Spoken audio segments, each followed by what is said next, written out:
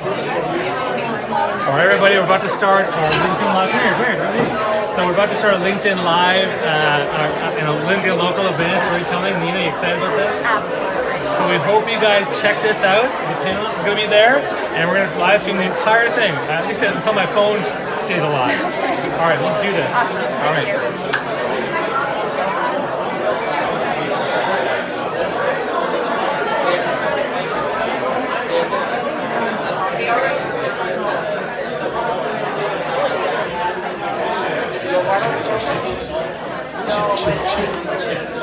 All right, if I can have everyone's attention, please.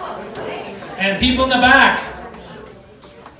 Yeah, I just want to make sure everyone's quiet because, I want to make sure people can hear us. Okay, so my name is Bob Umar. I'm the CEO of DYP Discovery Personal Brand, and welcome to our LinkedIn Local Toronto Meetup. You guys excited? Yeah! We got a full sold-out crowd. It's going to be very exciting. The theme is storytelling, presenting live and online. Today you're going to hear from some amazing speakers. People are going to share some short talks and keynotes about what they do and how they do storytelling. We're going to have a panel on storytelling. We're going to actually have an open mic session where you can actually come up and share your quick story, like a 2-minute nugget that you want to share. And if you don't want to tell a story, you can come up and say, I need help with this, or I need help with that, and that's totally fine, okay? You can do whatever you want. The open mic is a very popular feature of our LinkedIn Locals. This is now our 11th Toronto LinkedIn Local Meetup that we've been doing.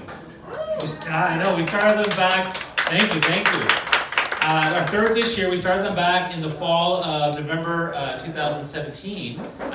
Manu Swish Goswami was the first one to start the Toronto LinkedIn Meetup, and then I met up with him and I said, you know what, this is really cool, can I help? He said, yeah, sure, please help. And next thing you know, myself and soon the team from DYPB are helping to organize these events. So there's a great vibe with what we're trying to do. We really believe in the cause, so I think that's really great. I want to mention a couple of housekeeping things. One is in terms of the sponsors. So first off, we've got two sponsors. One is Barrow Toronto. So Barrow basically owns this space. It's a beautiful space, 4 levels. They have other restaurants around town.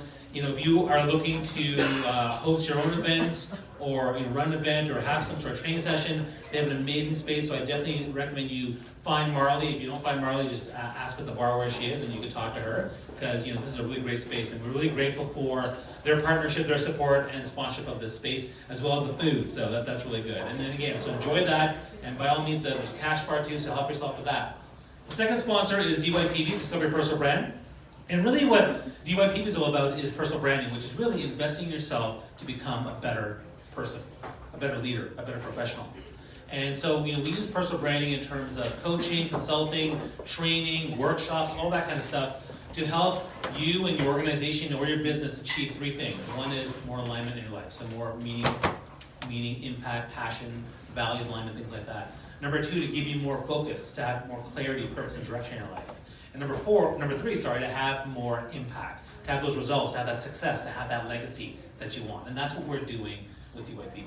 We help with the LinkedIn Local events. We already have the whole year's planned out. There's one on July 24th, there's one in September, there's one in November, and they all have different themes. We're also doing. Oh, check.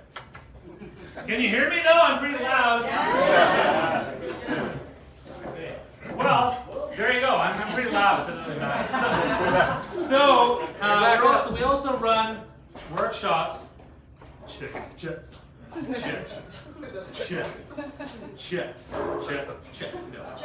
No. So we also want to run workshops in June. We're doing 2 big workshops. One is we're doing one on personal branding, basically taking you through the process of how to actually craft, develop, and leverage your personal brand and come up with a personal brand statement. That's one.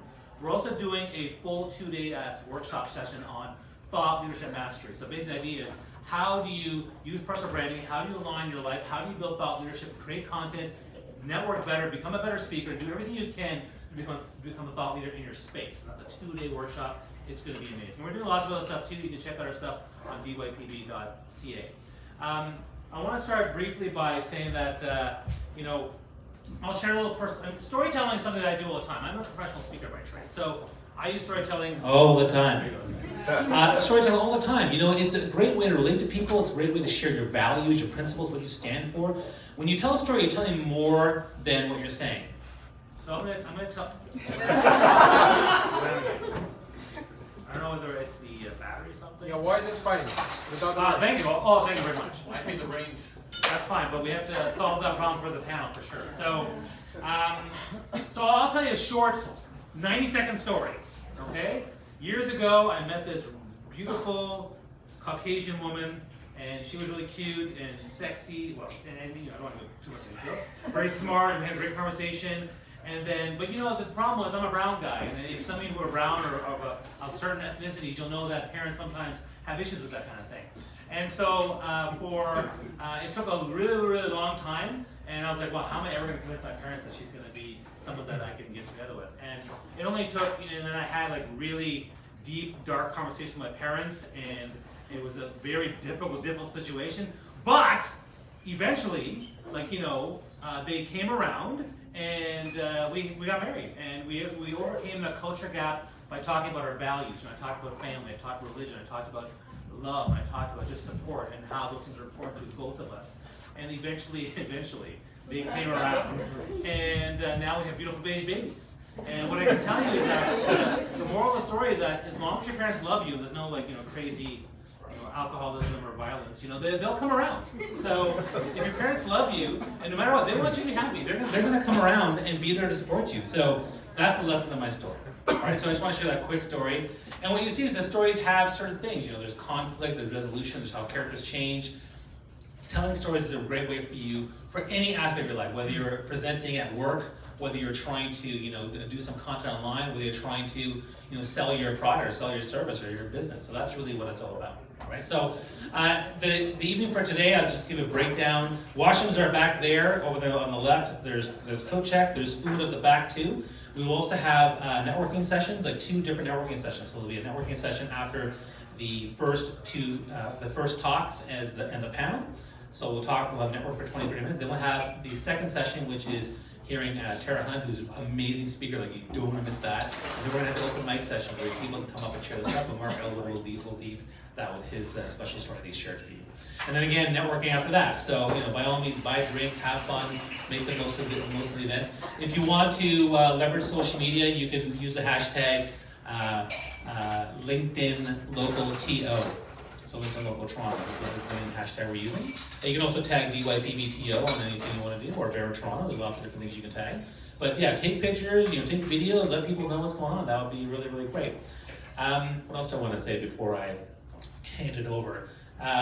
If you have any questions for the panelists and all the speakers, make sure you go talk to them. A lot of times people come and speak and they're like, oh, they're so smart, they're such a big wig, and who am I to talk to them? No, this is a networking event. They want to talk to you. In fact, some of them are very lonely. Like, many of the panelists are very lonely. They come here because they want to talk to people and no one talks to them. So please, call this your act of charity for tonight. Talk to the speakers, okay? Approach them. Give them your card, talk to them, and find out how you connect with them, you know? Connect with each other, talk to people that are here, talk to our team.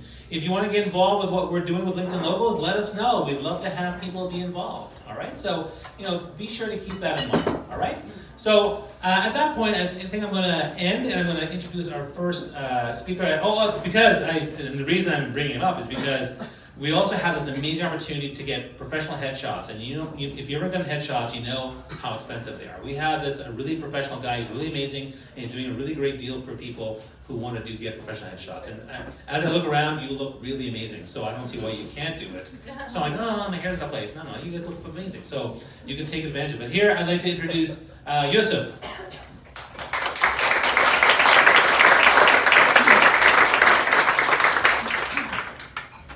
Thank you, Bobby, Nina, and Godwin, and everybody who worked on this amazing event. I will not take too much of your time, but when they told me that they would like me to speak at the beginning of the event, I thought, well, storytelling is something I love to do, and they told me I have under 5 minutes. I was like, okay, that's challenging. But then I realized that you guys have a much bigger challenge, and that is when someone wants to do business with you, most likely they will not see you in person before they see you on LinkedIn or on Google. They will have your name, referral, whatever they have your name with, and they see a picture of you. And then what do they think when they see that picture? I've heard things about psychology and photography all the time, especially when I was training, and still am training. You can never perfect how to make somebody comfortable on camera. I don't think you can master that fully. but I'd say I've gotten pretty much better than I was 10 years ago. But really there was one story, and it might feel redundant for some of you if you've heard me speak before. I was in university and I was having a miserable time, and I was told that I need to go see a counselor to help me cope with my health problem in school. And I Googled her name and I saw that picture and I was like, oh my God, I am already in trouble. I don't need to see this person. She looked like she was terrified, probably getting tased. I don't know what was happening to her, but in my program, when they say we recommend something, it means if you screw up and you need their help and you recommend something and you didn't do it, they will just watch you and be like, I told you. So I had to go see her, and she ended up being the greatest asset in my entire degree. She helped me tremendously. She's very confident, she knows what she's doing. She was very approachable, she was not standoffish or anything the impressions that I had from that photograph. And this is when I started to realize that all the things I have been listening to and hearing in podcasts about photography from other photographers are very true. You know, you don't absorb everything you hear the same minute you hear it. You listen to it, you maybe absorb 60% of it, but then there's that 40% that you don't fully understand until something in real life happens to you, and then you, oh, that's what, you know, you start to understand what was happening to you. So you don't want to have a picture on LinkedIn that makes people have an assumption about you that's not true, right? And it's very awkward. Like if I pull out my cell phone like this and start pointing at, look at what he did. Look at, there's no camera on. This is just a piece of metal. So we don't understand what happens when that piece of metal and glass. This is just some glass and metal that's pointed at you. But it makes you freeze, and it's like, it makes you weird and awkward. And it's the photographer's job to get you to calm down and relax. Most photographers will say, well, that's what he gave me, but that's not true. It's our job to make you relax. And so when you're shopping for a photographer, you never email somebody and just do it through email and book. No, you need to go to get on the phone or to see them in person. No photographer worth their weight in salt will refuse to talk to you on the phone. You have to do that, and you have to see the energy. You have to see, because some people, I might be a little bit loud in sessions and a little bit obnoxious. Some people can be a little bit more timid, and if there is that difference in energy, then maybe we shouldn't, and the exact opposite. Some other photographers, they just want to sit there and press the button and get you out. And if that's the case, that's not going to bring the best out of you. So you have to do this very wisely. And you have to understand one thing, and that is people subconsciously make assumptions about you from your picture that are very different in real life. In real life, I have this chance to make an impression on you. So even if I had like crazy hair or crazy beard or anything, what I have to say will change your perception and what you think about me. But if that's the picture that I have, is that I have crazy hair or like a crazy beard, that is your perception. It will be very difficult to change that. So I will be offering some headshots here in the back. If you have any questions, you can come at me, talk to me. I'm lonely, like Bobby said. That hit home, Bobby. If you're not willing to do that today, also come talk to me. I will take your information in a form, and there will be a special that's offered to everybody in this room. So to take advantage of that, you will need to come see me and put your information in that form. Thank you very much.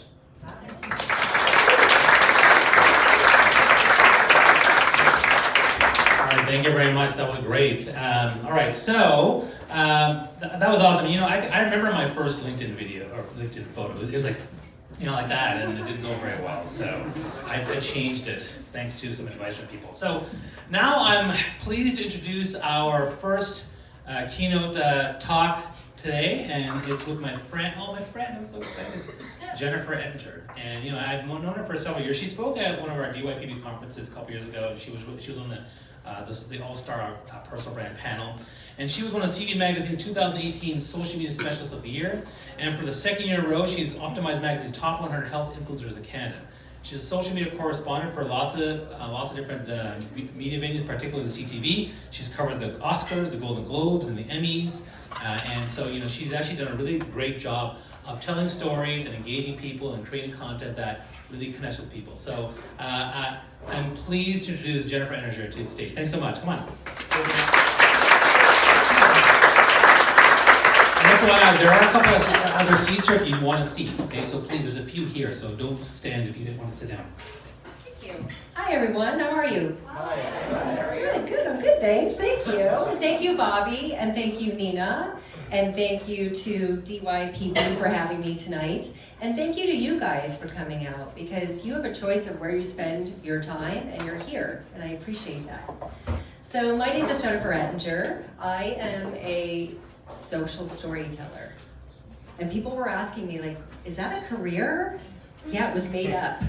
It was totally made up 7 years ago. And the thing is, I didn't even make it up. I was a guinea person.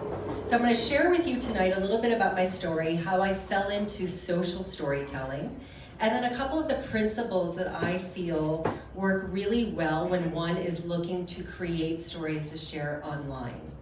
So I work a lot front end, but I also work a lot with brands and entrepreneurs behind the scenes that most people don't realize, working on their brands, their messages. So 7 years ago, one post changed my life. Facebook changed my life. I have a hashtag for my company, and my company Inc. is Pink Dreams Inc. It's not just pinks and fluffy clouds, there's substance to it. You can go to pinkdreamsinc.com to read about it. I'm not gonna get into that now, but I posted Pink Dreams Inc. Pink Dreams, who do I wanna meet in California? And I was going out to California for work, and there were these cool kids. Now they were a lot older than kids, but they were cool kids in LA. They were part of a community that I was working with, which was the Ricky Lake show. This is going way back. And Ricky Lake was really brilliant because she created a social community where there were hubs. So we had a Toronto hub, there was an LA hub, and that's where all the cool people were. And I'm like, I want to meet those people. They were individually successful, they were working together as a community, and I wanted to just hang out in their space. So I put Pink Dreams, who I want to meet, and I put 2 names and kind of left it. They came back. They said, let's do this. I'm like, really? Okay, cool. This is so awesome. Now here's the little challenge. I'm going to San Diego for a conference. I don't drive long distance. I drove to LA. I don't do that normally. I drove to LA, and they happened to be involved in the entertainment industry. And I was given a tour of Insider Television, which was the sister to Entertainment Tonight. So I'm on my tour and I'm having fun, and I'm sitting at the host desk taking photos and having a great time. And they're asking me all these questions. Now, prior to this, I've had 2 regional shows and a best-selling book, and I was 8 years into my career. So I wasn't brand new at this, but I really thought they were overly friendly in California, which I thought was great. And at the end of the tour, they said, we want you back tomorrow. We want you back tomorrow. We want you to be a contributor for Insider. I'm like, that's incredible, but I can't come tomorrow. I have a conference. Then be here Monday morning at 4 a.m. And you're gonna talk about this, and this. Memorize it, send us what you're gonna talk about, and come back. So I drove back, memorized everything, went to my conference, drove back to Los Angeles. I report there at 4 a.m. I sit down, and a producer comes into the green room, and she comes like rushing in. Jennifer Ettinger, I am so-and-so and so-and-so. It's really, really, really nice to meet you. And you know everything that they told you? You're gonna forget it all, because now we're gonna show you 5 videos. We want you to use the following 10 adjectives, and we don't even have time for makeup. Makeup, you gotta stop, leave the lips. I am not kidding you at all. I am about to throw up in their makeup room. I get thrown in a chair to be my first time ever on national television for being a contributor. It was filmed. I can only remember like 1 of the adjectives out of the 10. And here's the funny part. This is just such a tragedy. Can I say tragedy? Can you hear me? Say tragedy? Yeah. Well, when I was reporting on the videos that I was watching and hyperventilating to the fact that this was way overwhelming for me, I couldn't say tragedy. So I'm sitting there trying to trip over the word, because that's the only one I can remember that I just shared. And they're like, cut, Jennifer, you're having a hard time saying tragedy. So what do I say to all of them? I am a tragedy in my chair, and I just start sinking down, and they're like, oh boy. But they found a clip, they used the clip. They must have been very forgiving because they asked me to come back as an online contributor, and 4 weeks later, I was asked to be part of something called the Twitterati. Yes, the Twitterati is a collective group of people globally that come together and we work red carpet events through only this. No microphone, no fancy equipment at all. And for the last 7 years, I've had the privilege of working with Vanity Fair, Access Hollywood, Insider Entertainment Tonight, and the last 3 years have been Bell Media with my phone. So everyone has a story to tell. Do not get intimidated by needing a lot of equipment. You can simply, if you have a heart and you have a voice and you have passion and conviction, you can make it happen just with a phone. So now that you know how I broke into the business, and I pitched this idea in Canada on a plane, that's another story. I kept seeing like e-talk on the planes all the time in these big production groups, and I just flew by myself all the time. So finally I went up to them on an airplane and said, do you work in entertainment? And they're like, yes. And I'm like, so do I. And we had total synergy. I said, I have an idea for Canada. And that's how it happened. So when you are thinking about sharing a story, number one to me, there's been 2 asks that I shared with you, a social ask and a in-person ask. Ask the question. Do not give that moment up. I hear Eminem in my head all the time now. When I do, and I know that means, oh my goodness, that music's going in my head. That means I have one shot right now to either ask you that question, or I'm gonna regret it for the rest of my life that I didn't just step out and try and ask. So when you're thinking about your stories, and you wanna reach out to people, and you wanna learn, or you wanna ask a story within your story, ask. People are listening. People wanna connect. And that is the second part of my philosophy, is finding those communities of like minds. When you find those like minds, what happens? What happens? Great things happen. Thank you. That's why you're in the front row. Great things happen. When you find those like minds of interest, people are engaged. That's the next word. People are engaged. They're interested in what you have to say. You're all here because you want to build, you're building your brands, you're storytellers, you're looking how you can up your game, or maybe you're new to the game. You are entrepreneurs, you work in creative. We all have similar interest here. So when you're willing to tell a story, or you want to work on a story, you want to find those of like minds. And then the next step that I really highly encourage is to engage. And thank you for engaging with me, because sometimes it's scary. Right? It's not, I'm gonna come after you next. It's scary, it's very scary. But here's the thing, if you're online, this is what I share with my clients, we have a really hard time with this. If someone is taking time, and I hate this word, and I hate the word hate, busy schedule, if someone's taking their time to like your t-shirt post, what should you be doing? Engaging. Thank you. But how many of us are engaging? Not many, because we're too caught up in the next task and the next task. Oh, good, we got likes. Oh, we got people talking, which is amazing. That is a gift. You are all a gift to me today because you're here listening to me. You're giving me eye contact, you're being responsive. I give gratitude truly for that. That is a gift that I don't take ever lightly.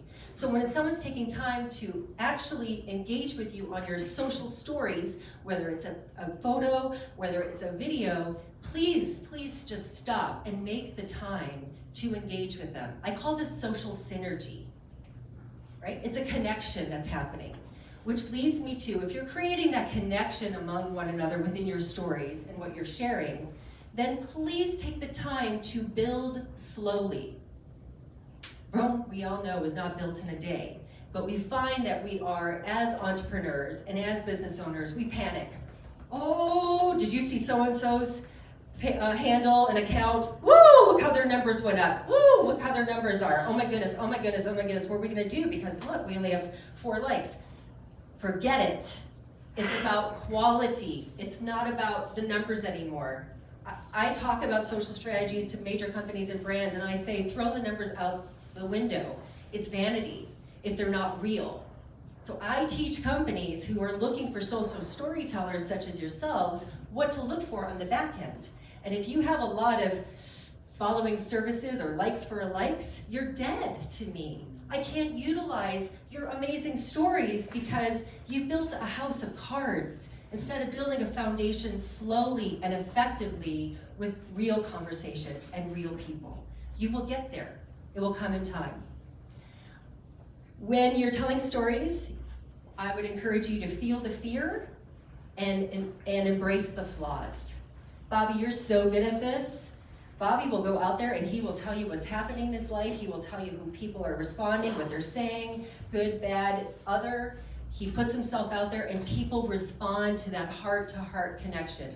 And is it scary? Absolutely. But is it worth it? Yes. Are we not craving human connection in this insane world that we're now living in? Don't tell me, guys, are you? Yeah. Right? I'm glad. Good. That I'm in the right place. Woo! Phew, I thought I'd have to exit out of here. But that human connection is so rare and so special that if I just take that time, like, here's a confession. Like, I had a major allergic outbreak yesterday that completely blew me up. I was in an emergency room, and I'm here today panicking because I was all swollen. I'm being honest with you. I'm being truthful with you. Like, I'm connecting and being just flat out, it is what it is. This is who I am. This is what I can do for you. Just that raw authenticity of feeling fragile. Exactly. Just being fragile about the situation and getting over my ego and coming here to deliver what I promised I would deliver. That kind of thing people are craving for. So to be real, to be honest, and also understand your boundary with that. So I always have looked, that's my little invisible line, did you like that? I always look at my social platforms and when I work for myself personally as my digital diaries. Now with that being said, I'll go so far with my digital diary and the rest is pen and paper and a little like locked book because I'm not comfortable. I'm gonna just spell everything out in public, right? I have created boundaries around that. So please be careful when you're creating your stories and you're engaging on social that you clearly understand what your boundaries are, because as I don't want you to have regrets when you have to get that one-shot ask in, I certainly don't want you to have regrets when you put something out there in a tweet or a post and then all of a sudden you're like, whoa, what did I just do? Because there are people, I did that once, like 6 years ago, learned a lesson. I did it once. Do you know that some TV show got it within like 60 seconds and it was on another platform in 60 seconds? And it wasn't bad at all. It was like, cryptic. And I knew what it was standing for, thankfully. It wasn't like flat out there, but I had a panic attack thinking, wow, don't make those mistakes. Stop and think. And just as you go, the other important thing that you should know is with your storytelling, if you're working this as a business, it should be seen as a business. So you understand your story content, you understand how you're going to present it, you understand perhaps you're going to look for those communities and build slowly. You also have to understand the numbers behind your story. So look at your insights, look at your metrics, retain a metric company so that you can watch and say, oh, that story really resonated with people. Maybe now I'll create a series campaign around a video series or a posting series around that so that people really, that hit home with people. So let's look at it and delve into that further.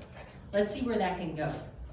So again, understanding that there's an important back end to the front end. So I hope that those tips have been helpful for you. If you have questions for me, I will be here. So I'll be looking forward to speaking with all of you. And I'm very excited to hear your own personal social stories. Thank you.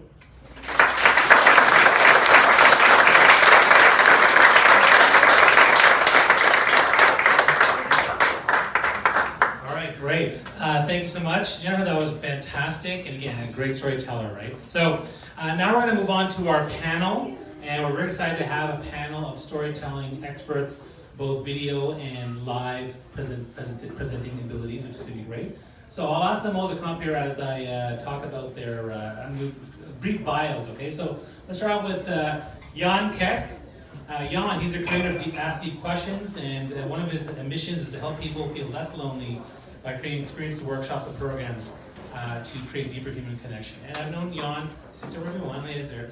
I've known Jan for a long time, and we worked together on DYPB for many different things. So he's actually really good both at creating that connection, but also very good at video storytelling too. So that's great. Next one is Fabio Marima. He's a LinkedIn marketing strategist. He's considered one of the top young business and marketing professionals in Southern Ontario. He's a top 40 under 40 Business Achievement Award winner and a video content creator on LinkedIn, doing tons of great stuff with over 7 million views. He's done a lot of other great stuff, which I'm sure he's going to talk about. But Fabio, thanks so much for being here. We met on LinkedIn, and because we both kind of started creating content, and we just became part of different groups and friends, and it's been a great friendship ever since. Like LinkedIn, I'm making friends. I love it. It's great. I'd like to introduce our moderator for today. It's Nina Penner. Nina. So Nina is the founder of Blue Helium Consulting. She thrives on promoting the growth of others and has traveled the world supporting organization leaders to perform their best. She's highly experienced with helping leaders and executives to deeply understand their leadership profile, support their professional development, and shape their careers.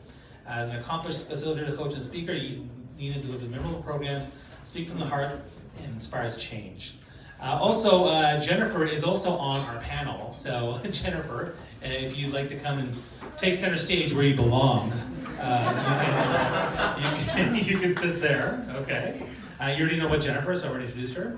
And then the other panelist is Yash Devatkar. So he's a consultant, cultivating and leveraging influence, speaker, brand strategist.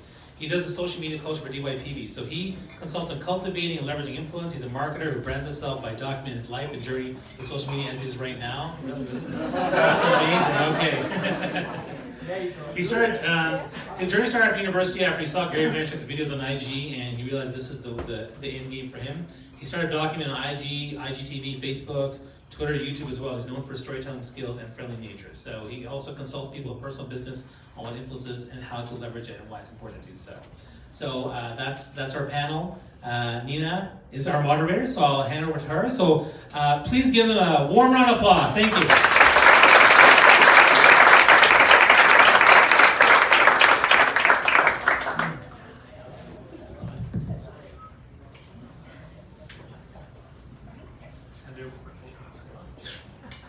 And there will be Q&A, so we'll have a mic in the audience. Okay.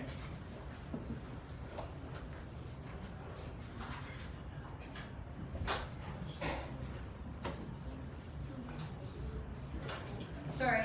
Hi there, everybody. Hi. How are you? Good. It's great to see you all. And wasn't Jennifer amazing? Yes. Thank you so much, Jennifer. It's much appreciated. I am so glad to be here. I am excited. I was excited this morning when I got up and said, oh, today's the day we get to come here. So I was really excited about that. And so thank you for being here. Thank you for your presence, because without it, we're not going to be able to have the conversation that we'd like to have with these folks up here. So we would like to see a lot of input from you guys. And as I moderate today, I'll be asking the panel questions, and I'll be coming out to ask questions from you guys and get your input as well. So it's a conversation amongst all of us. And so we'd like to have some sharing happen as well. And so we can do that through our questions, through our input. We can do it at our networking session where we talk to each other. We can network with the panel, with each other, and we can continue that conversation afterwards. That's our hope, is that conversations will begin in this room and then continue on afterwards. And friendships will be sparked in this room through those conversations. And so to start that sharing off, I just wanted to tell you a little bit about my story. So I have a real huge, deep passion for storytelling and presenting, and that's why I'm so excited about today. For me, that started at age 5.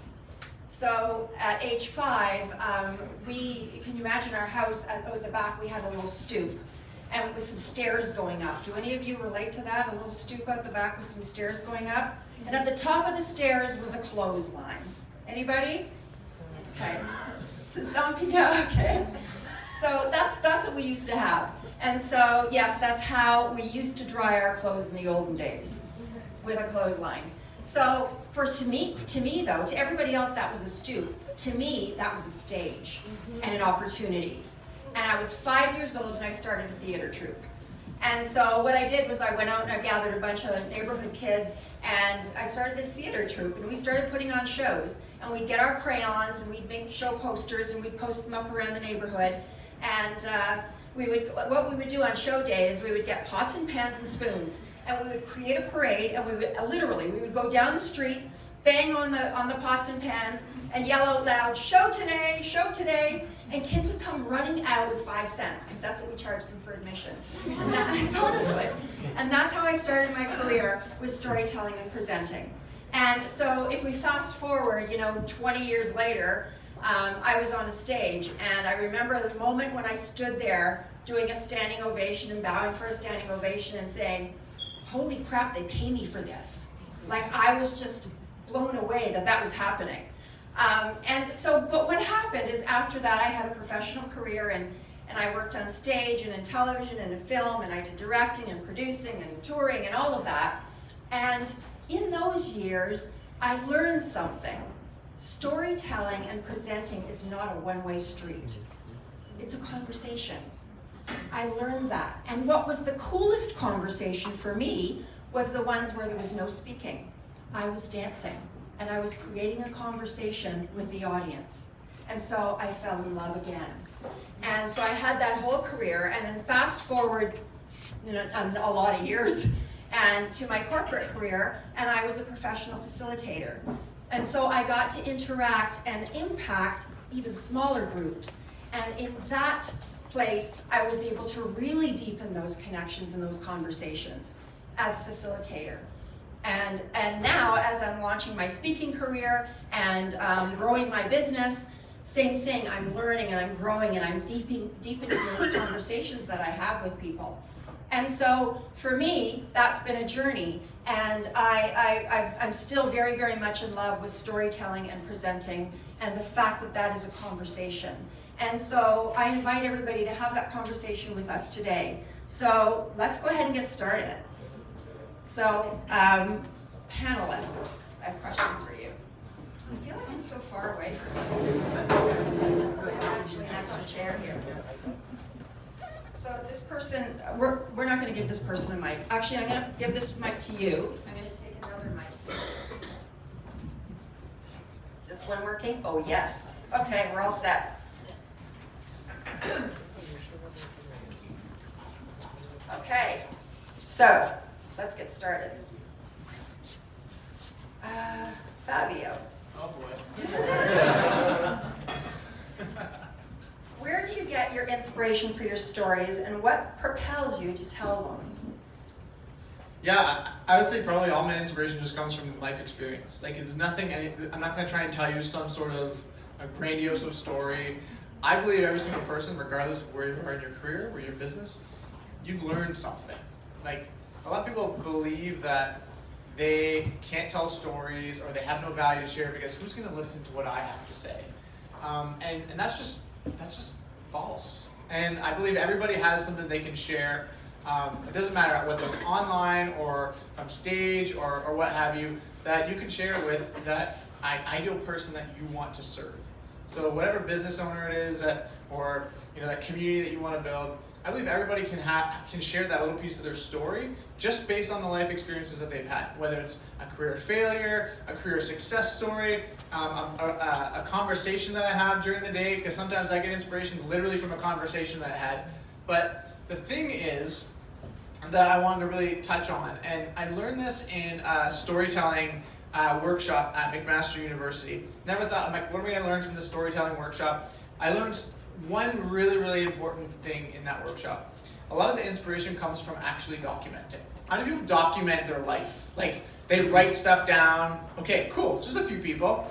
And the facilitator in that room said, I found it so interesting, one of the biggest takeaways she said was, I memorized, and she said, I have about 150 stories memorized in my brain from experiences that I could literally pick up out of my pocket and tell.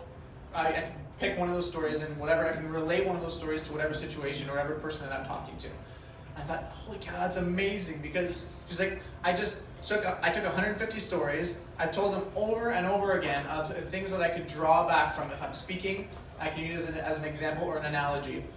And so I thought, I need to start documenting more. So every time I have a conversation or I listen to something that's just a spark of inspiration, one of my biggest things is I literally write in my notes in my iPhone. I literally open up my notes, I write it down, and I document it, because I'll never forget it. And that's a lot of times those experiences and that documenting helps provide that inspiration, just from the people I meet and the experiences that I have. Fantastic, thank you, Fabio. And I do that as well. I wake up in the middle of the night and I write on my iPhone, and my husband says, "Who are you having an affair with?" Okay, Jennifer, what's the best story you ever heard that you wish you had come up with? Okay, so I was so hoping I did not get this question, and I'll tell you why. So, do you want me to ask someone else? Yes, and I'll tell you why, because I always believe that if someone came up with the best story, more power to them. Like, rocket that you came up with the best story. So I wouldn't want to even try to take that away. So Okay. we'll give it to someone else. Does anyone else actually want to answer that question? Because we can move on. I would answer it the same way. Thank you. Yeah. I didn't want to answer it either, so. Yeah. I got the short straw. Okay. So, thank you.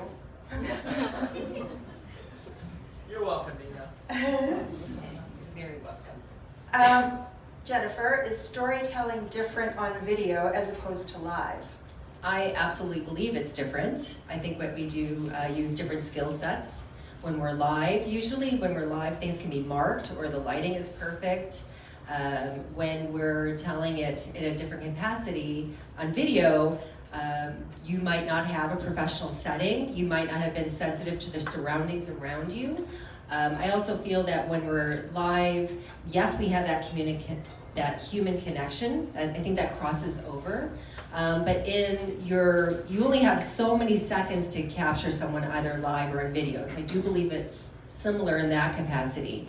But when it comes to video, when people are scrolling too, you have to do something to really pull them in, which might be a little bit different. Like, you might have been like, this Jen Ettinger, but maybe I warmed up on you after we were talking live. But in the video, I don't have that opportunity. I've got to compel you right away. So I do believe there's differences.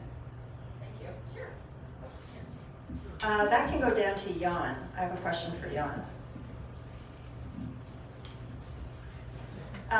Vulnerability in storytelling. When is it okay, and does it make better stories? So, I don't know how many of you took one of those cards from the table. Just give me a quick show of hands. A few of you did. There's vulnerable questions on the red cards, and I believe that when we share vulnerable stories that are authentic and talk about the things that we're struggling with, we actually connect on a much deeper level with people. So I feel like vulnerability is this amazing tool to use to connect with your audience or in a conversation with someone. And to me, vulnerability just means sharing something that you could be rejected for. So it doesn't have to be hanging out all your dirty laundry. It could literally be something that you're sharing that makes half of the room connect with you even more, and the other half connect with you not at all.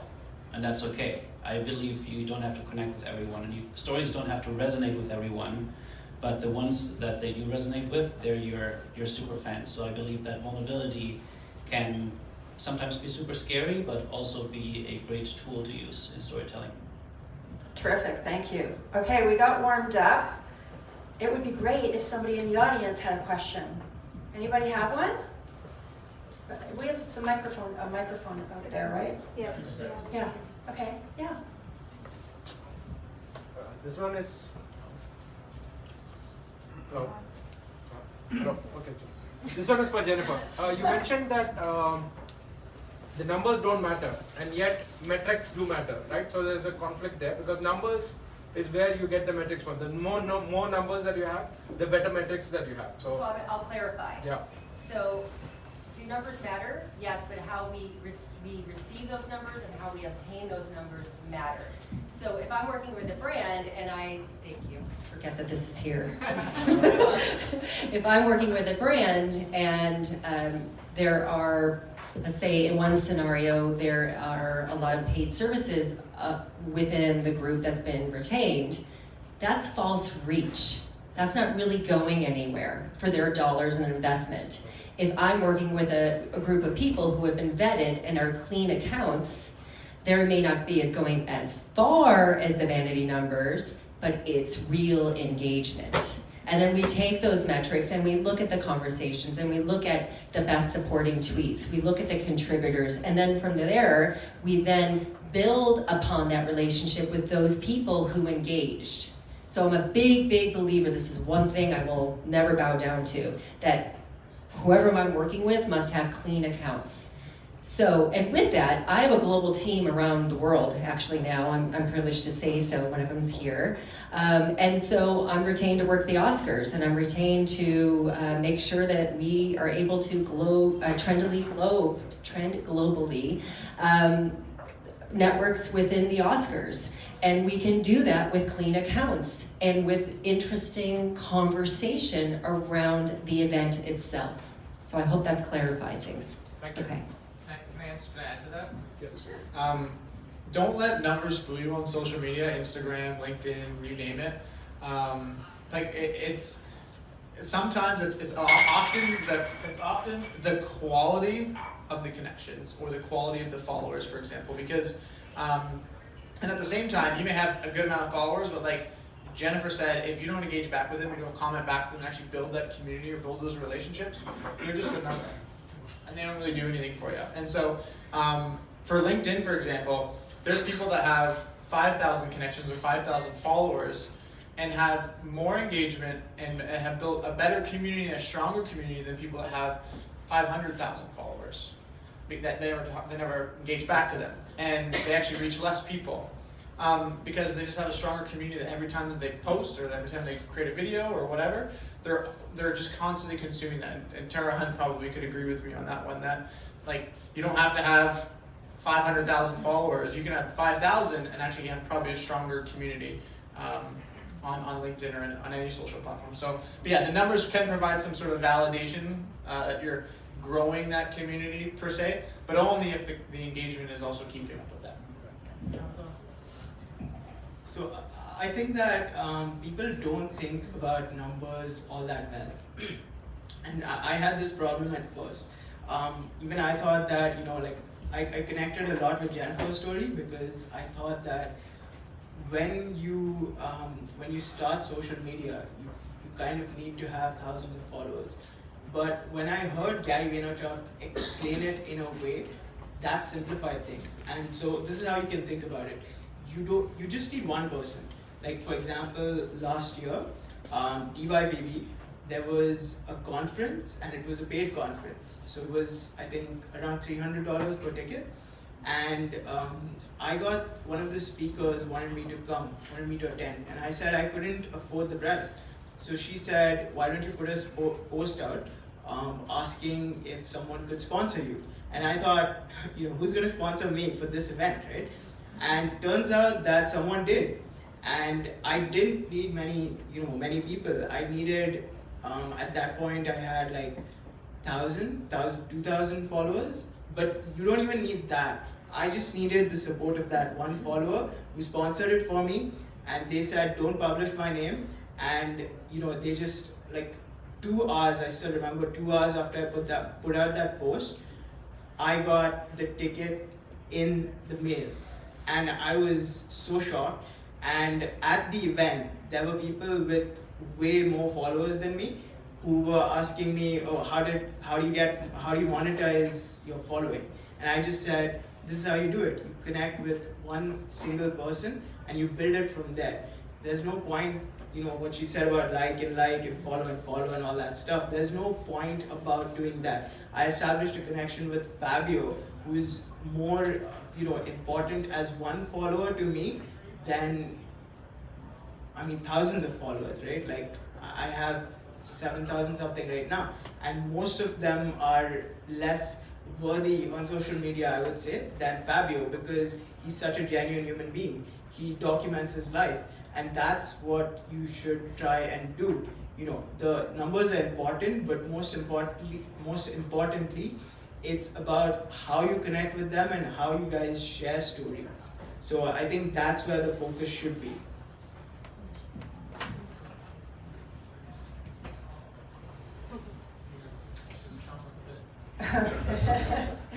Okay, Jan. No, actually, I'm not because this is a different kind of question. So I won't target you. I'll ask for volunteers on this one. Does anybody have a story about a storytelling fail that they'd like to share? See?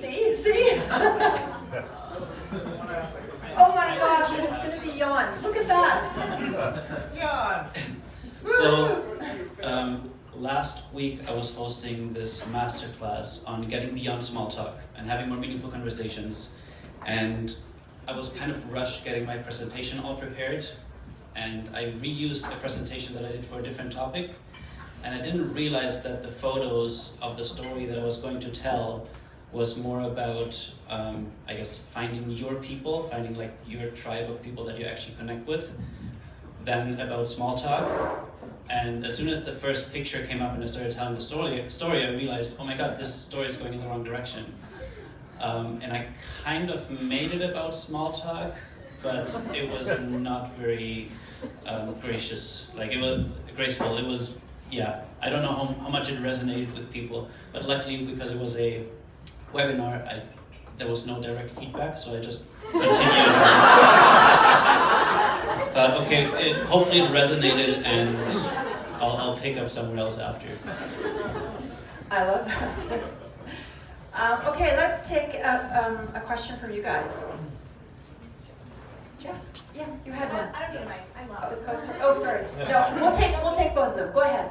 You can go ahead. Be loud though, because we actually are live streaming this on LinkedIn, so it's very exciting. Oh, so very louder you exciting. can be, the better. Okay. Okay. So. Hi, Rosa. Nice to meet you. Thanks for coming and sharing your thoughts. It's always great to learn from thought leaders in the space. I have a question about cloud chasing and breaking through the noise.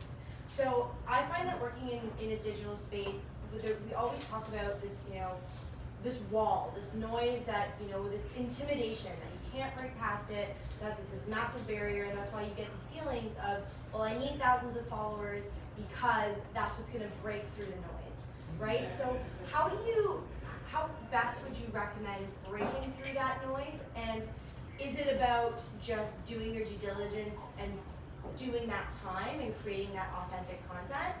Or is there a strategy to it? Is there a science to it? And if so, what is it? I'll share like a very short answer to that because I think the other people might be more qualified for that. But I believe that similar to what was shared before about numbers, it's more important to have a few really engaged people than a bunch of followers that you don't know who they are.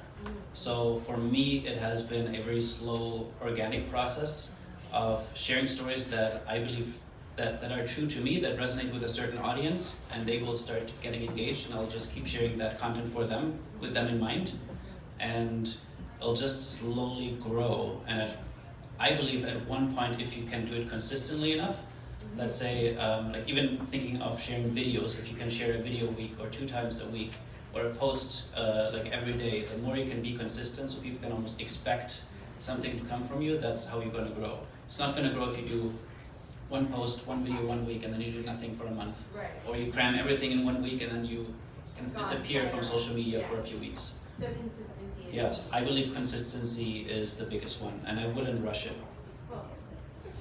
That was my other one, consistency. But since we already covered that, the second piece is social proof. Essentially what I say is credibility. So credibility comes from number 1, consistency, showing up every single day. It's not that one super video that someone's gonna think, oh, like you're now, breaking through the noise. It's every time they open their phone, they scroll the newsfeed, they see your content. They're like, this person shows up every single time and they're continuously providing value. Like maybe now I'll pay attention. That's how you start breaking through the noise. But one of the ways to do that, I like to say, is building social proof. What social proof is essentially credibility, online credibility. And one way to do that is find people in your space who have a larger voice than you. And the way to do that is you're like, okay, how am I supposed to get to someone who has 1 million followers, and how am I be able to build a relationship with them, right? For example. So don't look at the largest people, start small. So go look at people that have 10,000 followers and have a very highly engaged community in your space, and see if you can do some collaboration with them in a small way. What I like to say is, go interview them in their space. So that's exactly what I did.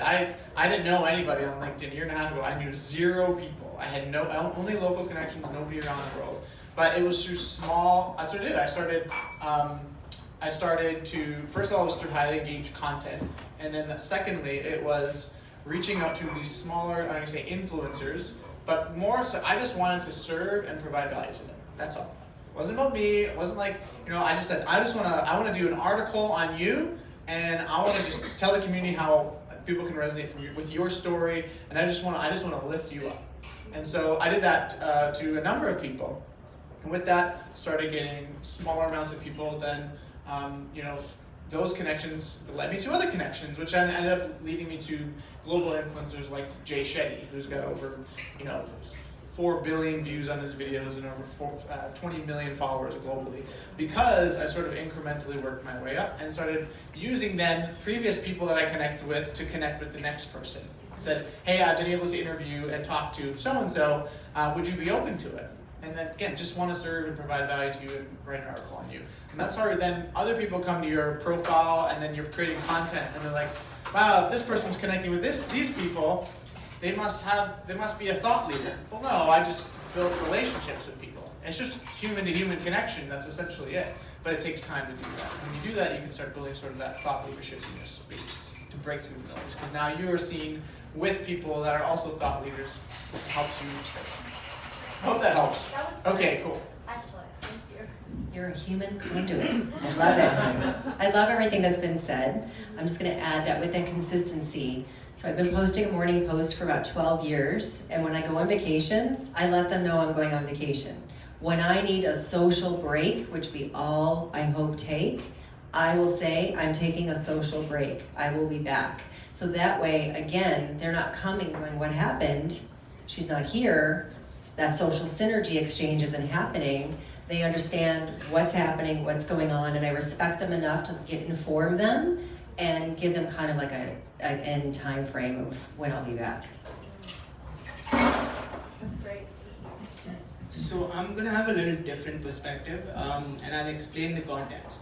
I started to get a lot of requests through content on LinkedIn especially. So, and since LinkedIn is one of the social media platforms that's a two-way street, because it's not just that you send me a request, it's that I have to accept it. So what I did is I started looking at the people sending me requests. And whereas most people, like I know Fab, he focused a lot more on his content.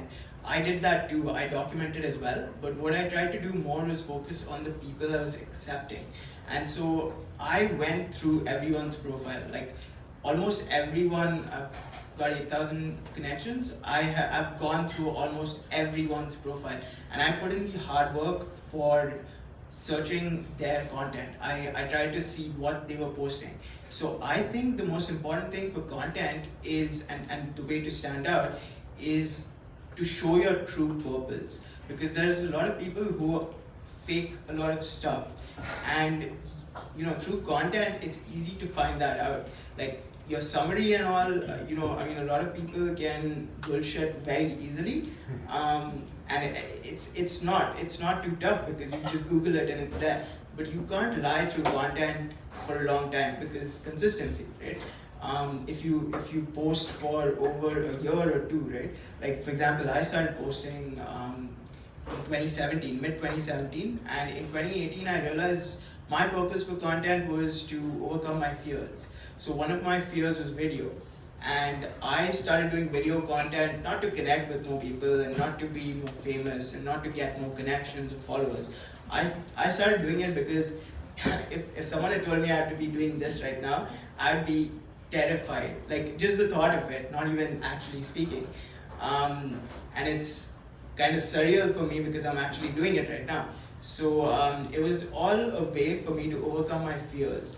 And what I learned from researching all people's content and motivations is that everyone has different motivations, and those become clear when you see people's content. If they put videos, you can see the person, you can see the actual genuine emotions behind what they're trying to achieve. If they're trying to get a job, if they're trying to network, if they're trying to overcome their fear, if they're trying to, what are they trying to do, right? You get to know that through content. So I would say, content, it's all about purpose. It's about why you're doing content in the first place. People just think of social media as this, oh, everyone has to be an influencer now, you all need a personal brand now. But why? Like, most people don't even have an idea. Like, when I ask some of my friends and they say I need a personal brand, most of them don't even know for what purpose. So I don't know how to help them. I honestly don't, because what are you doing it for? If you're trying to make friends, be clear about that and say it in your content, and make more videos just about saying, hey, I want to be friends, so let's be friends. Thank you. Thank you, everyone. We actually had another. Love the question. Thank you. We had another question here. So I want to, yeah.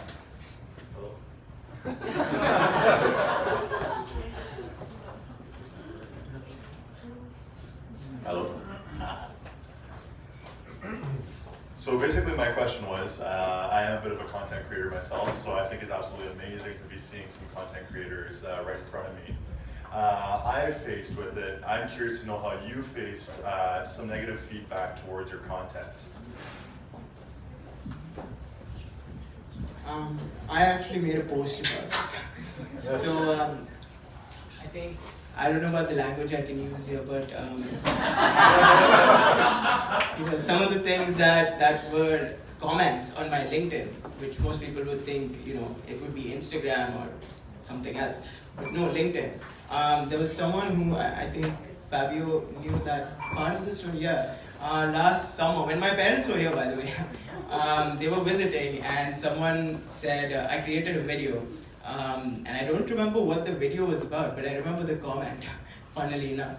And it was that I was a piece of shit content creator and I produced worthless content.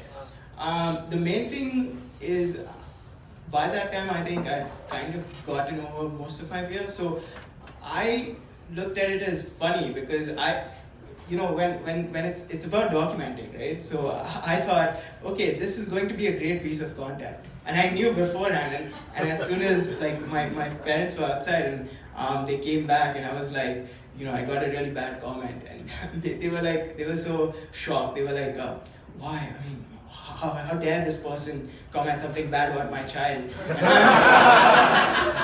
And I was like, don't say that. Like, that guy did me a favor, because I got the best story that I can tell in a long time. And funnily enough, that got the attention of Jeff Weiner, who's the CEO of LinkedIn, and he actually asked someone to send, someone who works in LinkedIn. He asked them to ask me if I was okay and to report about the person who did it. And a lot of my LinkedIn community also stepped up, and on that comment, on the next video I did about that, there was a lot of support. But yeah, if someone hates on you, post about it, and don't try and shame them, because they did you a favor. So don't even think about it as a negative thing. Like, I started thinking about it as positive. Like, hate on me, great, yeah, more stories for me to tell. Right? I'll send it back with love, because I think love conquers hate. And I'll say, X, you are entitled to your thoughts, feelings, and opinions. And I move on, and I'm done. I'm in the same boat. I believe people that comment hatred like that don't actually know better. That there could be actual, they actually need love more than anything, to be honest. And so I'll do two things. I'll either respond back, appreciation for them responding to me, but if it's like really bad and it's almost derogatory, I just delete it. Like, delete it, move on. If I have to block them, sure, I'm not gonna waste a breath or waste a moment of my life having to worry about that. Where some people, it's like, they can't sleep at night, it's affecting like their like sleep and everything. I'm just like, just delete the comment and then just move on. Like, I don't know, it doesn't affect me. It's just a comment from someone that you don't know in another part of the world, and you know what? You're not gonna resonate with everybody. You know, you're gonna put a piece of content out there, and you know what? If you're trying to create a community of people, you're going to resonate with only a smaller amount of people, and the rest of the people, like there's thousands and thousands of people that I'll probably reach on a video or a post. Only a small amount engage. Like, you know, if I get like, you know, 50,000 people that watch a video and I'll get, you know, 1,000 likes and comments, well then 90% of people didn't actually engage. So move on. Like, there's some people that don't like your content, and if you create content or comment on a piece of your on one of your posts or anything, and just move on, delete it, move on. If you have to block them, you'll never hear from them again. I promise you. If you actually get to the point where people post those types of comments on your videos, that means that you're getting a much bigger reach. So in a way, it's proof that your message is getting to more people. I'll leave it at that. Well, it's interesting because it's the same in real life, right? Like if you get to be popular and some sort of celebrity status or well-known, same thing happens in real life, right? And what you said about Fabio, about just deleting or just ignoring, what did your mama teach you when people treat you bad? Walk away, right? It's the same thing. It's the same thing in real life as it is online. What they want is actually for you to respond. Yeah. That's all they want. They don't care. For sure. Fabio, I have a question for you. Why is storytelling so important in the business world today, and how can brands use it to grow and scale their companies?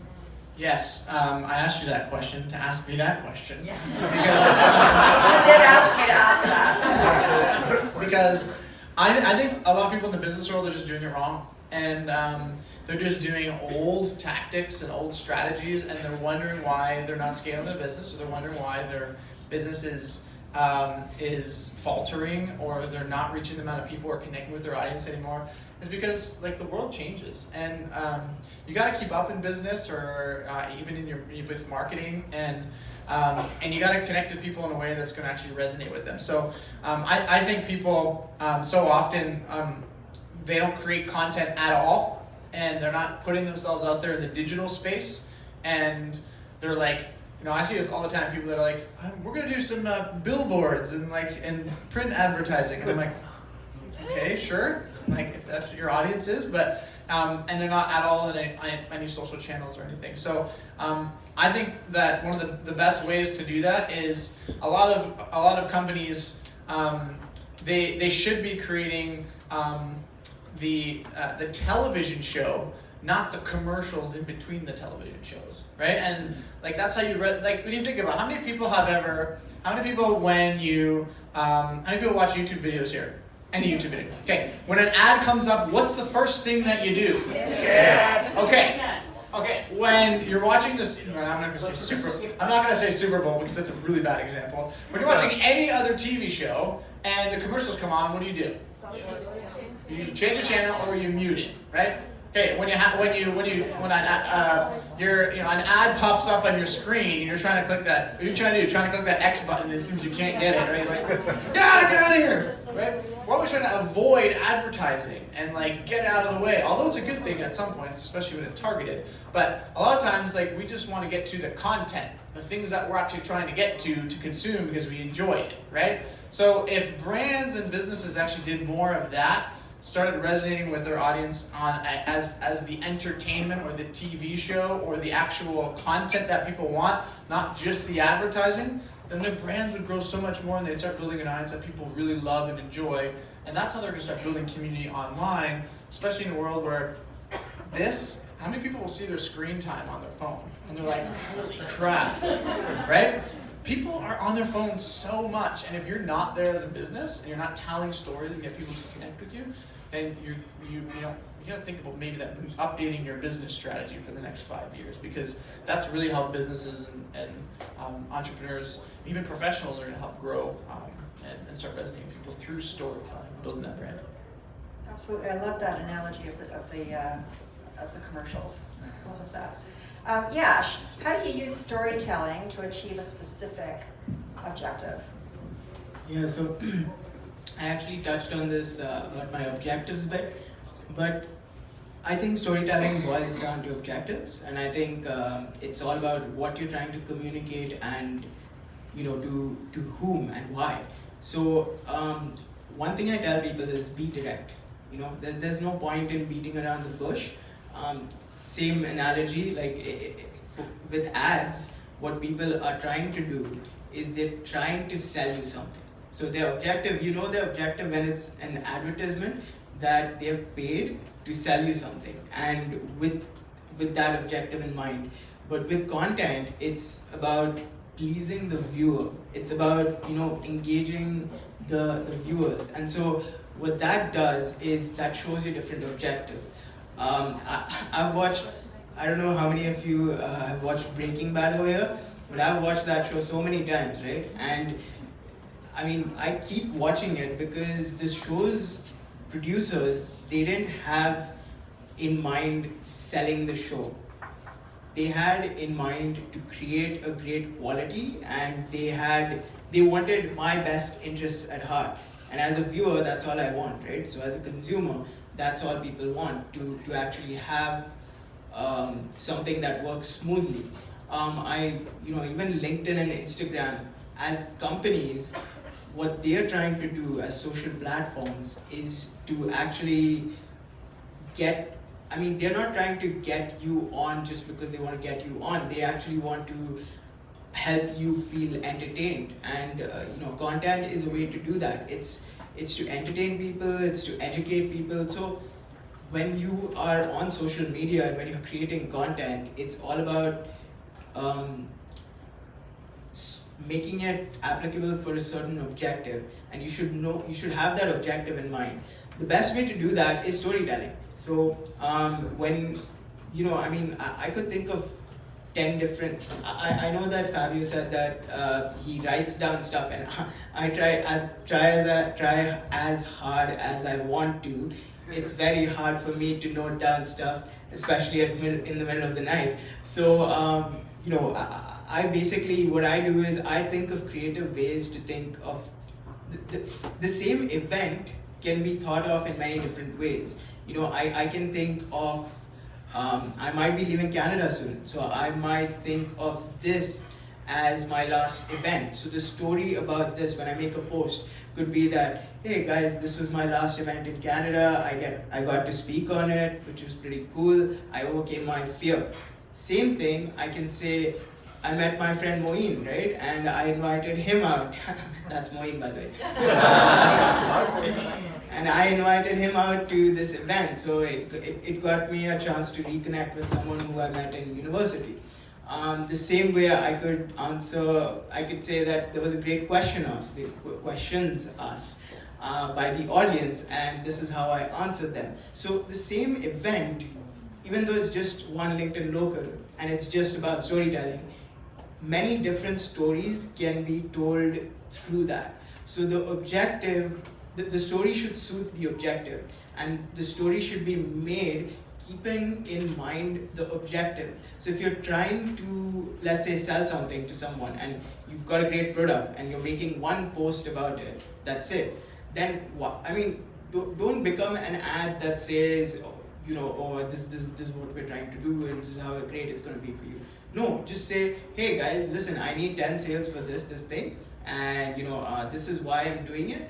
I had a friend of mine who was doing Instagram ads recently. He had no clue about how to do Instagram ads, and he was trying. He was doing the Sienta, climbing up the Sienta for the WWF, World Wide Fund, and World Wildlife Fund. And I just told him, if you're going to do an Instagram ad, don't make the ad about being an ad. Just make it about tell them what you're trying to do. So he finally made it that, hey guys, I'm contributing to a great cause. I know this is an ad, but would you guys mind donating $10 so I can get to climb the Sienta and save the environment as well? And so people connected with that ad, and he got it done in a day or two, right? And so I think that's the that's the key, to have an objective in mind. And you can have different objectives too, but for one specific story, one objective in mind is the best. Great, thank you, Yash. Thank you, everybody. Question for you, Jennifer. How do you overcome jitters when it's time to present? Oh, I get the jitters. You know what? I just have to take lots of Rescue Remedy. Does anyone know what that is? Okay, thank you. Yeah, it's in my bag. Take my Rescue Remedy, deep breathe. And then I say to myself, you know what? You're going there with your best heart intentions. You're going there researching what you're supposed to be speaking about. You're going there with the intention of serving and helping or educating others on what you do. And then I gotta let it go. I just have to self-talk myself through it and go, again, who's gonna resonate will resonate. You know you're going in there with the best thoughts and intentions, and let it be. Great, thank you.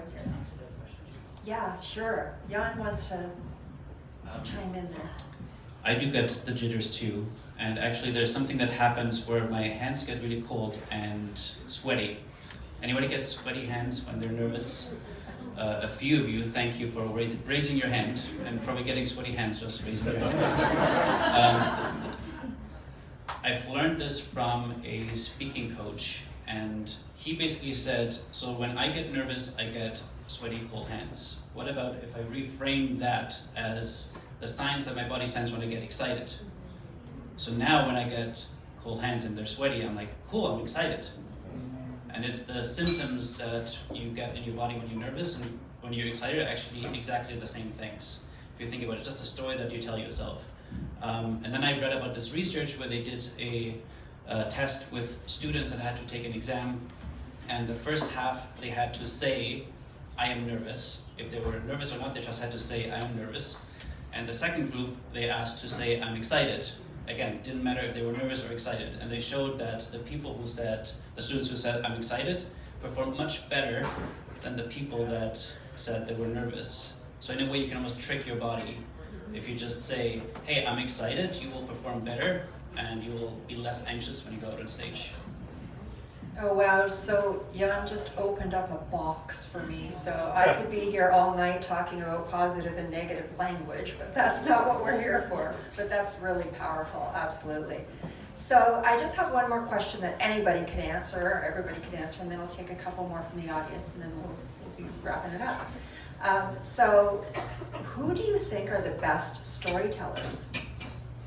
Anybody can answer that. Yeah, I mean, for me, it was, I wanted to reach out to the best storyteller that I believe is in the world. And for me, today, one of my favorite storytellers is Jay Shetty. He tells, he just encapsulates education and entertainment and storytelling so beautifully over video that I don't think a lot of people know how to do it really quite well. And he has excellent communication skills, which is something that also you kind of build on. So that's another thing is if you want to be a good storyteller, you want to communicate better, you just got to put yourself in more of those situations. You know, do it more, go on video more, you know, put yourself in those situations, go on stage more, talk to more people, and you get more comfortable doing it. So, in my opinion, is Jay Shetty, and I've been following him for a long time. One of the best interviews I've ever had, and the best storyteller ever, was Boy George. Yes. Yes. Amazing soul. Yes. He is so, I'm getting goosebumps all over my body. He is so genuine. He is so in tuned to the human connection, which one wouldn't think when, you know, we go back to the 80s. He has grown as a man, as a leader, as an individual, and what a privilege to be in his space and hear him speak. So I encourage you to check out his Instagram, because it's incredible.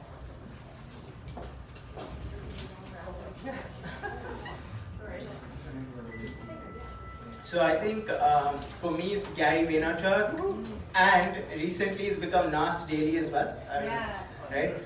Because, well, Gary I can talk about for ages, but let's talk about Nas for a bit.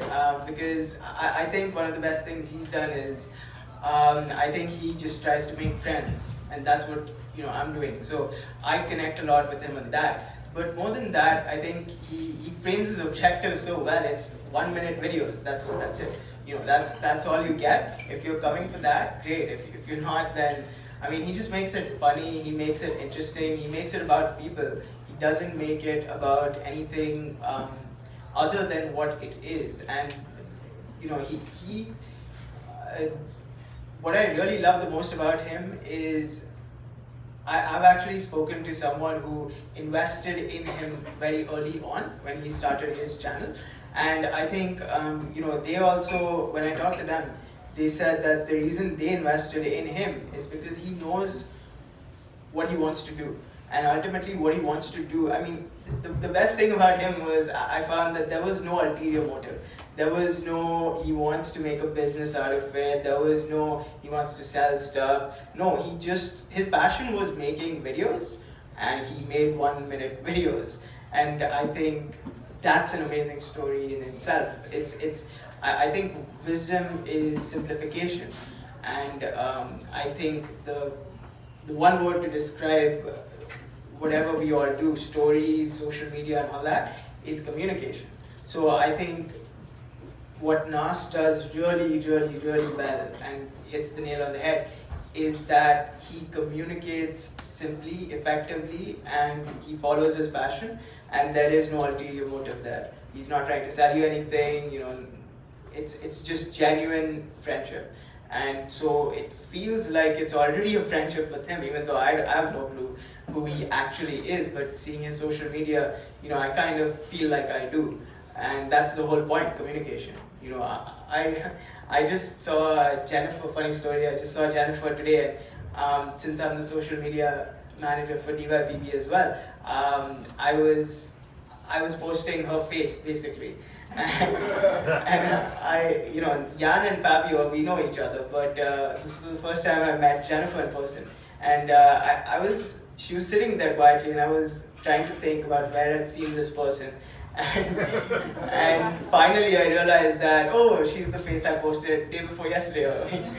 So that's how you connect with, I think the best storytellers are just those. They're genuine, and all they want to do is, even if they don't want to make friends, they make their objectives very clear.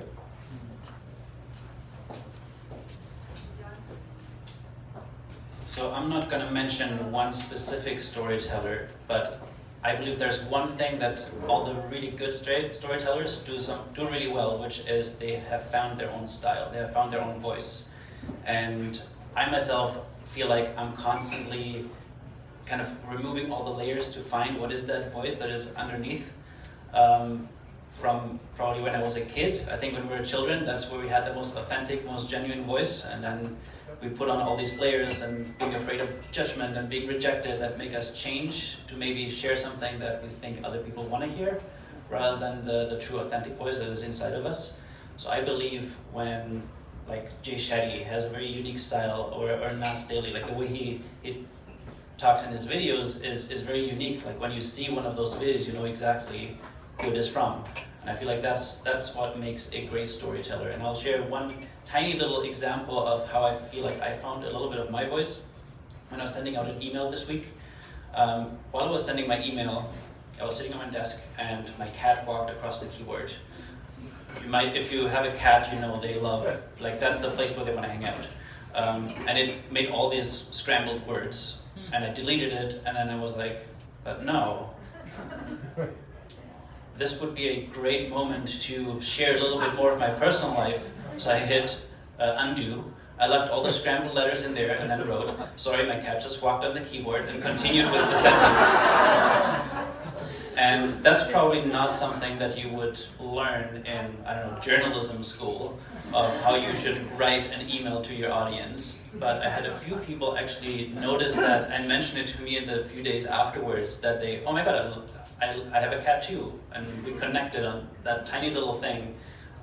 So you don't have to follow any rules when it comes to storytelling. Just find the ones that are your own authentic voice. Thank you, Jan, and it's interesting that you say that, because my favorite storyteller is my nephew, and he started telling us stories when he was about 3, and he lives up in Sudbury, so I don't see him very often. Get on the phone with him a lot and say things like, okay, Jacob, can you tell us a story?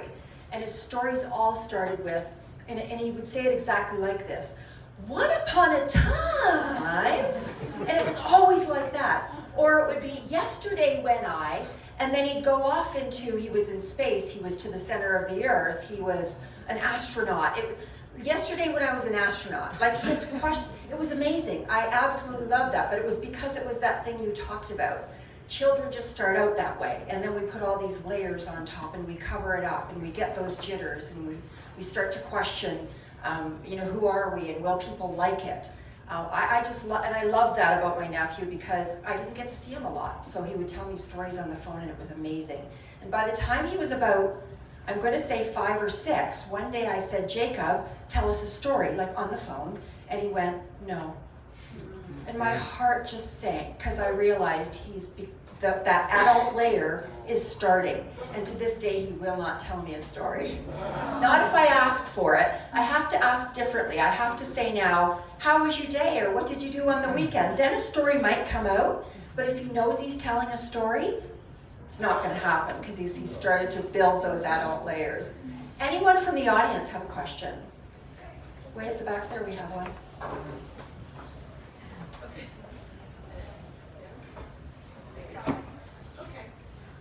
Hi, thanks everyone for being here. I have a question about engagement and community. I think everyone kind of talked about that, about how you're building your community by engaging with people, and the more you engage and personalize, the stronger your community becomes, your brand becomes.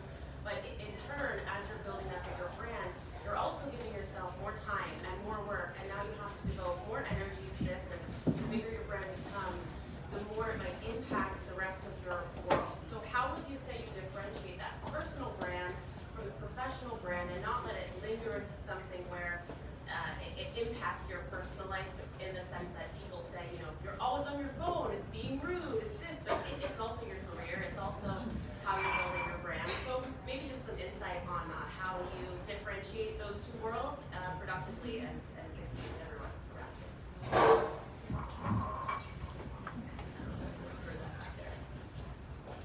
Nobody's got a microphone, and that's my fault. Okay, here it comes. Sorry. Who wants to answer that? My answer to that is your professional and your personal brand are the same. It's who you are. There's no reason to create 2 versions of yourself. And how many people have a problem with, how many people think that their employer might have a problem with them creating a personal brand? Okay, some people are scared of that, okay? And I totally believe that that's one of the things that is holding people back, because first of all, your employer doesn't control who you are. Like, you are a person, you have your own interests and, your own unique passions and things that you absolutely can pursue. But I would say that everybody has a personal brand, right? There's no I gotta build my personal brand. No, everybody has a personal brand. There's just not people, you just might have an awareness on it, or just not might be out in the world. But your personal brand is essentially just your reputation. It's just a fancy word for your reputation. What's your name? Owen. I can be I could talk to you and get to know you for a whole week, and maybe I don't see you online. I know you said you created content, but and I could say, you know what, I love about you, Owen. This, and this, and this. You're always, upbeat. You're always friendly. Every time I talk to you, you smile. That's I start to get to know who you are, and it's your consistency, right? There's just a difference between putting it online. But I would say it's one and the same, right? And the question is, do you want to create more work for yourself?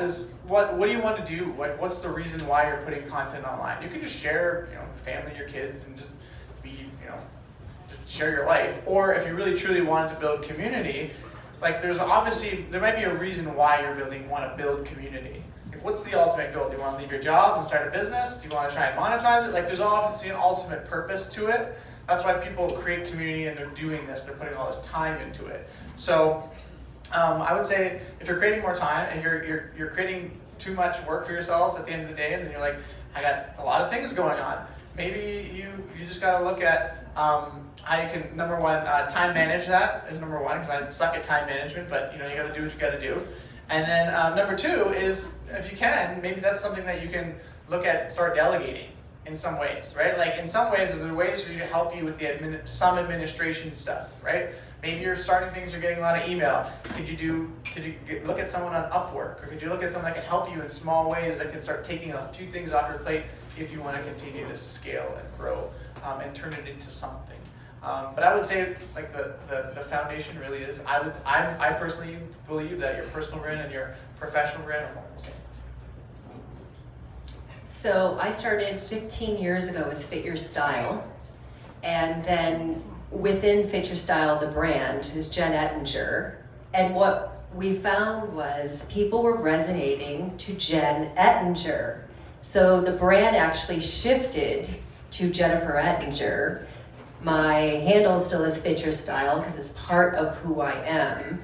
Now I've had experts say, oh, you're a mess, like we need to separate. I don't want 101 different accounts to manage. So I'm totally cool with the fact of having some business peppered in with, you're gonna see my daughter's cheerleading, and if you don't like that, then you can skip over and wait for the next business event that you're gonna see. So it was interesting that it was my community that almost guided me to the fact that we're cool with you being you versus the brand name. We feel more intimately connected to you that way. I would say 99.9% of the time, any social post that you see, it's always me. I don't have a team that take that over. I may ask Tanya, my community manager, hey, when I'm interviewing so-and-so, can you just go into the account and retweet for me? But I will never have anyone else speak my voice because you will know if it's not my voice. So how do I handle the time management? I manage it within my work day. By 2:50, I'm picking up my daughter from high school every day. Like, things are shut down unless it's unusual. I'm done. I had to figure out a way to make sure I get it done. And probably you'll agree, if I didn't answer the morning post to everyone in the morning post, I will make sure the next day I go in, and if I'm really struggling, I'll say, hey guys, thank you so much, everyone. I'm looking forward to connecting with you individually soon. I'm off on location right now, and I'll give a little bit of an explanation if it's not a one-on-one answer.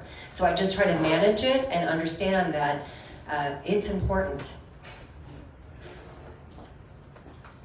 So two aspects to that question.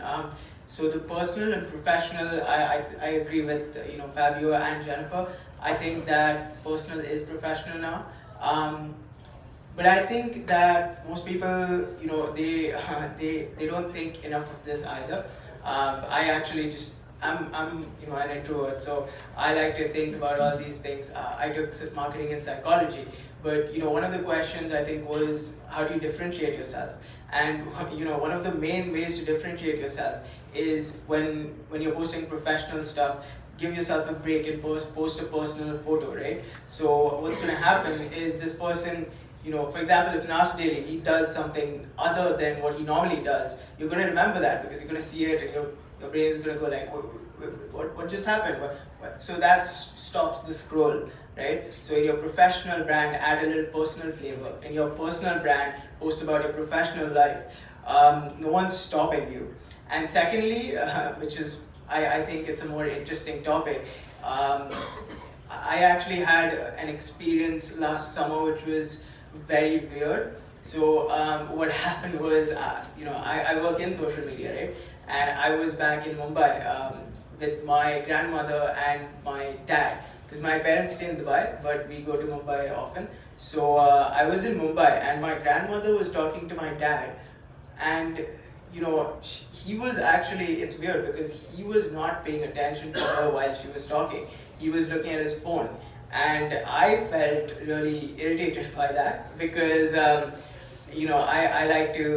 studied marketing and psychology, so I know how important eye contact is. I know how important facing the person is. I know how left out you feel if while they're talking to you, they're on their phone, and it's very irritating. So I tried to actually step in and say, don't do that. But that's the fine line. I think that most people don't consider other people's feelings as much because, I mean, it's a fine balance, right? Like, I was speaking at last week at another event, and a weird thing happened where I actually didn't record the event because I wanted the in-person experience to be so well. But what also happened in another related incident was that I actually focused more on the social and less on the personal, and people inside the event felt left out. So I think that it's a fine line, it's a balance, but when someone is talking, even if it's a group, it's fine to disengage yourself and start doing your social media stuff because we know how important live things are now. But I think if you're having a dialogue with someone, and especially if it's a one-on-one person dialogue, then it's very rude to do anything else or to give any attention away from that person. I'm still sorry, or I'm still angry with myself about the fact that while I was talking to Jennifer before, I actually started talking to someone else, and I felt a little, I left her. So it wasn't a great thing. Like, it's a balance. I don't blame myself because I understand how important it was to establish a connection with that person too.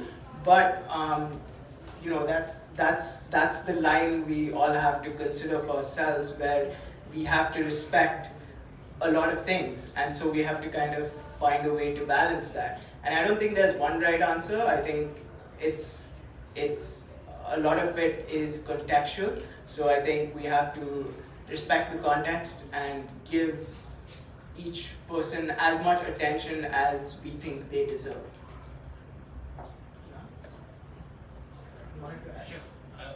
I will make it quick.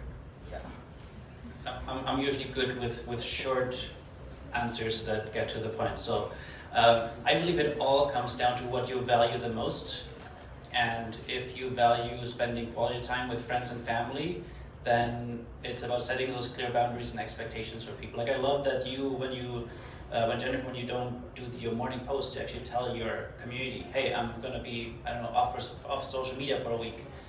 It's not that hard if you communicate it with the people, like with the communities that you're growing. I would say I do the same thing. I value my weekends, so usually when people post something on Friday, I won't get to it until Monday. And once you do that for a certain number of time, people expect you not to reply on the weekend or in the evenings or in the middle of the night. So it's setting boundaries and expectations, and then just sticking with what feels the most right for yourself. Thank you, everyone. What a great conversation. Thank you, everyone who brought in questions. Such rich conversation, and loving that. Thank you very much. Big hand for the panel, and Nina. Thank you so much for being here. So just a couple housekeeping. So we went a bit long, but they were going very well. Gave great stories. So thanks so much for all of you. Jan, Fabio, Jen, Yash, and Nina for all that was great. Just a couple housekeeping things. So we're now going to take a networking break for about 25 minutes. Okay, so a chance for you to use the washrooms, get some food, go get some headshots.